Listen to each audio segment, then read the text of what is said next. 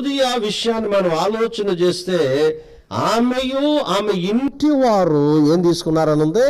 Baptism తీసుకున్నారు. ఆమె ఇంటి వారు బాప్తీసం తీసుకున్నారని ఉంది. మరి నీ ఇంటి వాళ్ళు బాప్తీసం తీసుకున్నారా? మీ అబ్బాయి ఏడి? అమ్మ మీ అమ్మాయి ఈయన అక్కడో కనబడడు, మీ అమ్మాయి ఏది, మీ అమ్మాయి ఏది అని అడుగుతాడు. నేను వచ్చాను సరిపోదా? అదే నువ్వు వస్తే నాకేదో డబ్బు కలిసి వచ్చినట్టు. నేను వచ్చాను సరిపోదా? మా అమ్మాయి ఏది అని అడుగుతాడు, మా అబ్బాయి ఏడి అని అడుగుతాడు. అలా మారకపోతే నేనేం చేయను? ప్రార్థన చేయి. అలా మారకపోతే నువ్వు ప్రార్థన చేయాలా? వాళ్ళు మారకపోతే దేవుని మాటలు చెప్పాలా? నీకేం అర్థం అవట్లే. కన్ను మూసిన వెంటనే నరకం ఎదురు చూద్దా నీ కోసం, అంతే. మీ అబ్బాయిలు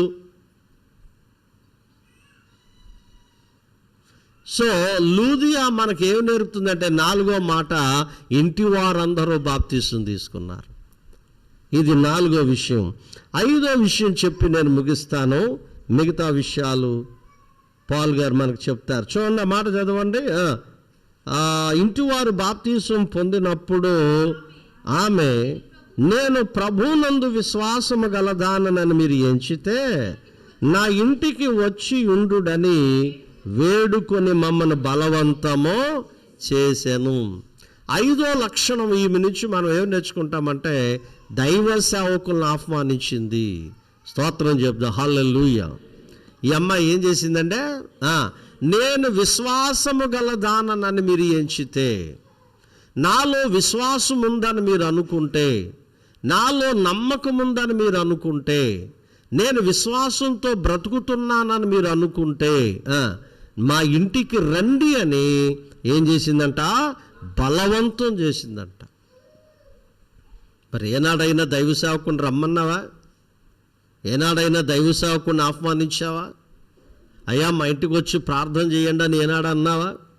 ఇప్పుడు వచ్చిన విశ్వాసులు ముందు విశ్వాసుల కంటే బెటర్ అనిపిస్తూ ఉంది నాకు. ఏమండి, ఏనాడైనా దైవ సేవకుడిని ఆహ్వానించావా? ఏనాడైనా దైవ సేవకుడికి నీ గృహంలో ఆహ్వానం పలికావా? పాస్టర్ గారండి మా ఇంటికి వచ్చి ప్రార్థన చేయండి అని ఏనాడు అన్నావా? ఏదో సూసాయికి.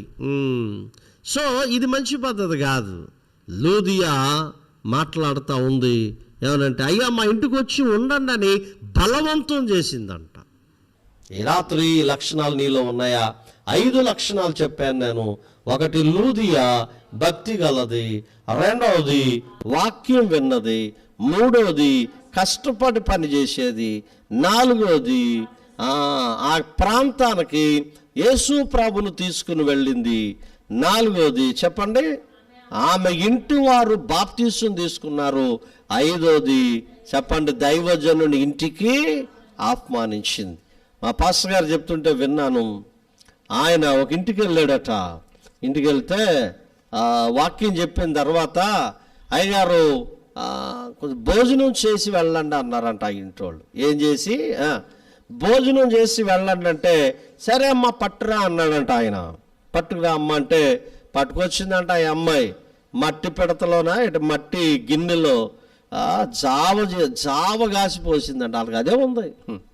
జావ గాసి చిన్న బియ్యం, నూకల బియ్యంతో జావ గాసి పెడితే ఆయన మట్టి పాత్రకి ప్రార్థన చేసి, ప్రభువా ఈ ఇంటోర్ని ఆశీర్వదించిన ఆయన ప్రార్థన చేసి ఆ గిన్నెలో జావ తాగుతుంటే అందులో పురుగులు కూడా వచ్చాయట. ఆ పురుగులు పక్కకి గంటి ప్రార్థన చేశాడు. ఈ రోజు నా కుటుంబం ఏమైంది తెలుసా? ఆశీర్వదించబడింది. అందుకని దైవజనుడా నువ్వు రావటం మంచిది. ఈ రాత్రి నా ప్రియమైన దేవుని పిల్లారా, పాస్టర్ గారిని ఆహ్వానిస్తున్నావా?